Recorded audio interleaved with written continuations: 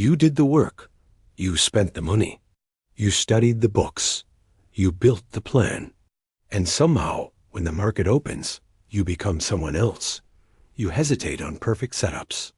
You chase losses you know you shouldn't. You exit winners too early because you don't trust yourself. This isn't about discipline. It's something deeper, something Mark Douglas never quite named. It happens in the 3 seconds before you click. You prepare Sunday night, levels marked, risk calculated, criteria defined. But Monday morning arrives, and it's as if a different brain is operating. A different self sits at the screen. A different trader lives inside you. You don't just break your rules. You genuinely feel different about them. Daniel Kahneman spent 50 years studying decision-making under uncertainty, and he proved something brutal. We don't experience loss. We experience the meaning we assign to loss. When you look at a stop loss, you don't see minus 2%. You see, I was wrong. I wasted money again. Maybe I'm not cut out for this. That silent, automatic sentence is what freezes you. Not the risk, the interpretation. Brett Steenbarger studied hundreds of professional traders. The best weren't the most disciplined. They were the ones who disconnected identity from outcome. They trained until execution meant nothing more than protocol activated. But you still carry the belief that every trade proves whether you're good enough. And as long as that's true, you'll keep sabotaging yourself. Here is where everything changes. The problem was never doing. It was meaning. You don't need more discipline. You need trained neutrality. And that doesn't come from motivation. It comes from cognitive redesign. Aaron Beck, the father of cognitive therapy, discovered that automatic thoughts create emotional reality. Change the thought structure. Change the behavior. Trading exposes this truth like nothing else. Every click is a vote for who you believe you are under pressure.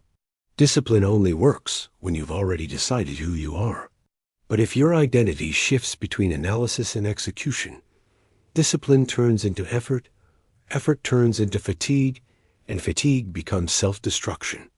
Angela Duckworth studied grit, passionate persistence, but the world missed her subtext. Grit only functions on top of a stable identity. If you operate as someone trying to become a trader, you will quit. If you operate as a trader training execution, you will persist. Same losses, opposite meaning. Here's the test.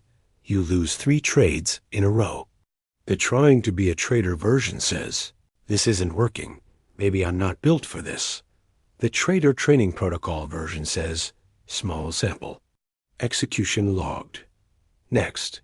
The market doesn't care which story you tell, but your nervous system does.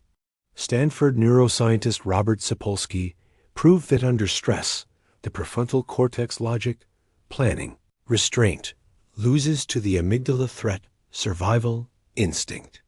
You literally aren't you when you're down 5%. The only way to trade consistently is to decide who you are outside pressure and train execution until it becomes automatic identity. So here's where theory becomes action. Before your next 3 trades, ask yourself, what does this trade mean to me right now? If the answer involves ego, validation, or recovery, don't take it. What automatic thought could sabotage me here? Name it. I need to be right. I can't lose again.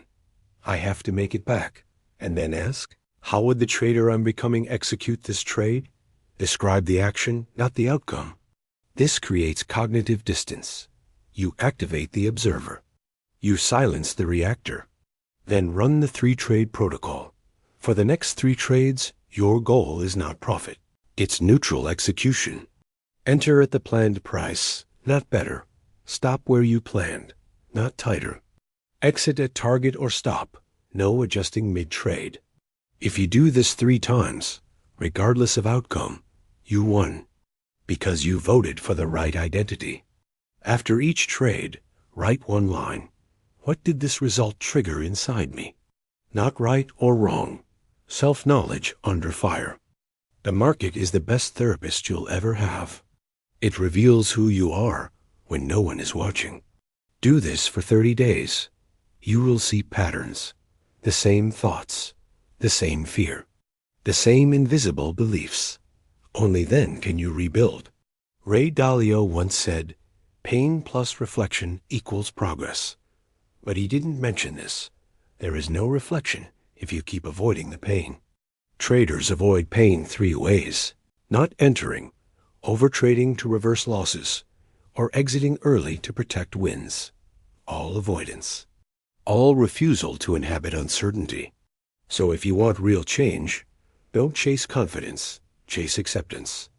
Acceptance that you will be wrong, that some trades will hurt, that the market will surprise you, and that none of it defines who you are.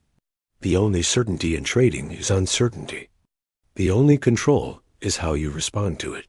Now ask yourself, honestly, what invisible belief sabotages you before you click? Because when you find the answer, you stop fighting the market and start rebuilding who you are inside it.